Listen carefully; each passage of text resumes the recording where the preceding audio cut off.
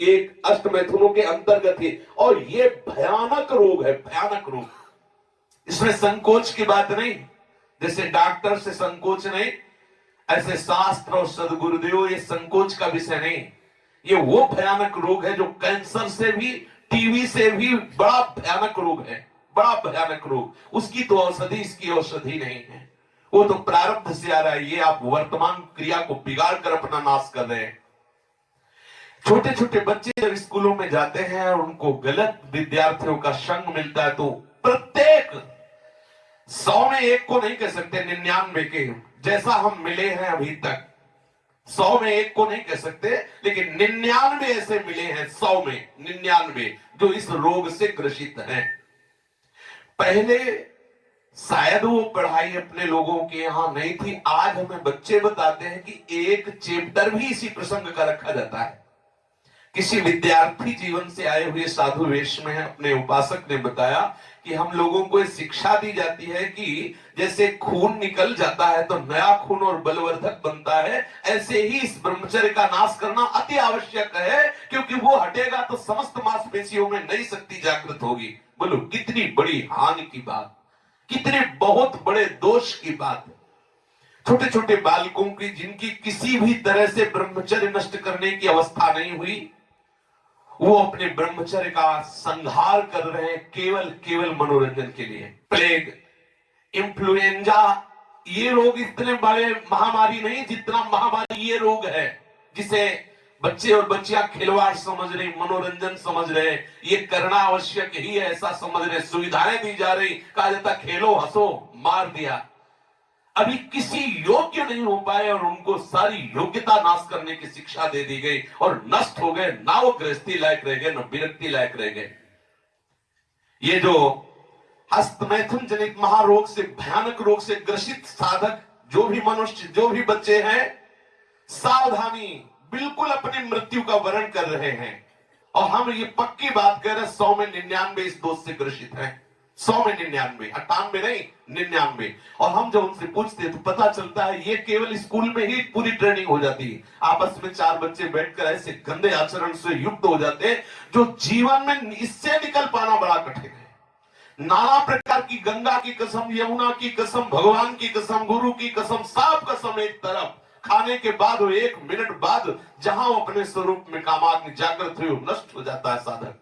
ये जो हस्त क्रिया के द्वारा अपनी वीर शक्ति का नाश कर रहे हैं, बिल्कुल समझ लें ये अनिष्टकारी चेष्टा पहली बात अगला जन्म तुम्हें मनुष्य का नहीं होने देगी, क्योंकि तुम इतना भयानक अपराध कर रहे हो। हर वीर शक्ति में वो जीवाणु है जिससे मनुष्य का जन्म होता है। आप उसको किस तरह से नष्ट कर रहे हैं, पहला महापाप तुम कर रहे हो।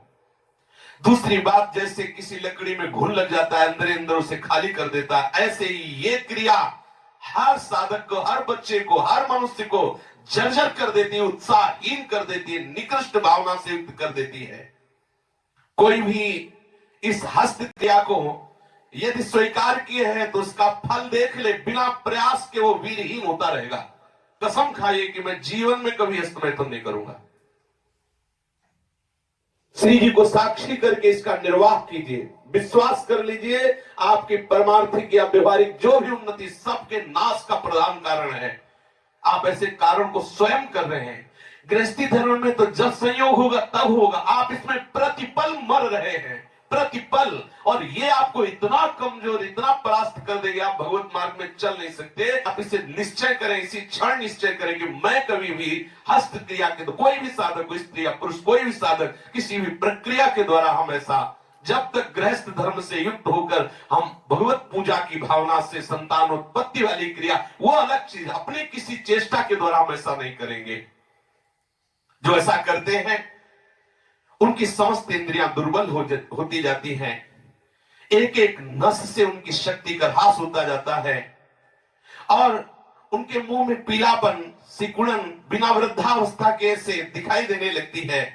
नस में दौर्बल्य, बार बार स्वप्न दोष, नाना प्रकार के गंदे संकल्प, नाना प्रकार की जलन उनके हृदय में प्रकाशित हो जाती है और वीर शक्ति इतनी द्रवित हो जाती है कि उनको पता ही नहीं लगता कब स्खलित हो गई। इसलिए साधक सावधान, ऐसी गलती बिल्कुल न करे, बिल्कुल न करे। क्योंकि शरीर के भीतर एक मनोवाह नाम की एक नाड़ी है। इस नाड़ी के साथ संपूर्ण नाड़ियों का संबंध है। जे भी आप कामासक्त होकर के इस क्रिया को करते हैं, संपूर्ण आपके शरीर की नस नाड़ियां कांप जाती हैं। शरीर से लेकर मतलब सिर से लेकर पैर तक संपूर्ण यंत्र, छोटी मोटी सब नाड़ियां कंपायमान हो जाती हैं। फिर उस रक्त से मंथन करके फिर जो निकलता है उसे वीर्य कहते हैं। कितना बड़ा नाश कर रहे हैं आप।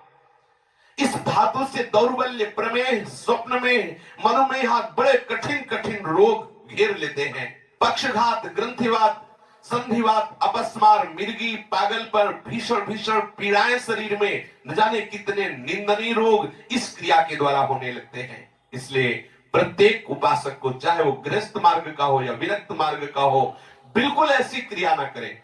जब कोई हस्त क्रिया करता है तो उसके सीधे कलेजे पर धक्का लगता है। जब क्रिया करता है तो संपूर्ण नस नाड़ियों में हलचल और हृदय पर धक्का लगता है, जिससे उसका दिल कमजोर होने लगता है। और वही सबसे ज्यादा, जिसे हार्ट अटैक कहते हैं, वही कारण होता है। वीर चरण ही उसका प्रधान कारण होता है। क्षय, खांसी, श्वास, ये क्षमा महाभयानक रोगों का बुलावा है। हृदय रोग से पीड़ित अभागे मनुष्य किस क्षण मर जाए कोई पता नहीं। मस्तिष्क पर जो एक ऊर्जा शक्ति, विचार शक्ति होती है, वो नष्ट हो जाती है। जो ये हस्त क्रिया को करते हैं उनको देखते ही पता चलता है करते हैं। कुछ ऐसे लक्षण होते हैं जिनको देखने से ही पता चलता है ये सब वो प्रतिपल अपने आप को चौपट कर रहे हैं। कितना पागलपन है। आप अपने जीवन को नष्ट कर रहे हैं। पागल खाने में अगर देखा जाए तो 5 आदमी ऐसे मिलेंगे 100 में जो किसी अन्य घटना से पागल हुए। 95 ऐसे मिलेंगे जो विषय के कारण पागल हुए, जिन्होंने ब्रह्मचर्य को छीण किया है और उनकी मेधा शक्ति कमजोर हो गई और पागल हो गए हैं। ये व्यभिचार प्रवृत्ति किसी भी लायक नहीं रहती। सैकड़ों पागल खाने में जांच करने पर ज्ञात हुआ है कि जितने भी पागल हैं उनमें से 95 केवल इस बात से पागल है, भ्रष्ट आचरण से। आप परिश्रम युक्त, साधना युक्त आप रहिए।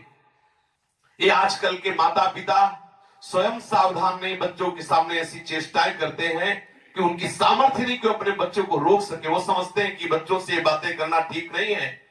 लेकिन आप समझिए, अगर बच्चों को आप एक छूट दे रहे हैं, आप उनका कितना जीवन नष्ट कर रहे हैं। उनकी आंख, नाक, कान, जिह्वा, वाणी, पैर, त्वचा सब कमजोर हो रहे हैं। और इस कारण जब वो गृहस्थ धर्म में प्रवेश होते तो गृहस्थी लायक नहीं रह जाते, गृहस्थी लायक नहीं रह जाते इन क्रियाओं के करने के कारण।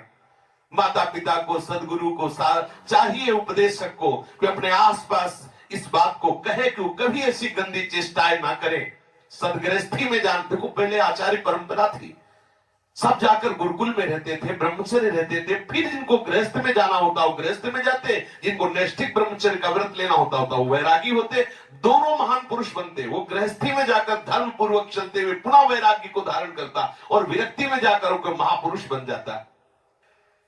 दुर्बल चित्त इतना हो जाता है कि ना वो धर्म स्थान देखता है, न तीर्थ स्थान देखता है, न मंगल तिथि देखता है, न मंगलवार देखता है। बस अपनी वासनाओं का खेल खेलता रहता है। हजारों प्रतिज्ञाएं, हजारों धर्म चेष्टाएं सब व्यर्थ करने वाला ये महान दोष हस्त क्रिया, व्यभिचार प्रवृत्ति, इस पर अंकुश कीजिए, इसको आनंद मत मानिए। ये जो हस्त क्रिया के द्वारा शक्ति का नाश करते हैं, ये प्रतिक्षण काम से युक्त रहते हैं। इनके हृदय में वही चिंतन चलता रहता है। बालक अवस्था से लेकर के यौवन अवस्था तक देखिए आप, इनकी आंखों में देखिए, न तेज होगा न इनकी गंभीरता होगी, बहुत चंचलता, निस्तेज आंखें होगी, चेहरा पीला पड़, जब देखो तो ऐसा लगता है कि शर्मिंदा हो रहे हैं, मुंह छुपा रहे हैं, ऐसा लगेगा। पहला लक्षण है। दूसरा, कुछ इतने निखल्ले, ऐसे दिखावटी स्वभाव के, ऐंठ में, अकड़ में, गर्मी में रहते हैं, ये वीर शक्ति के नाश का लक्षण है।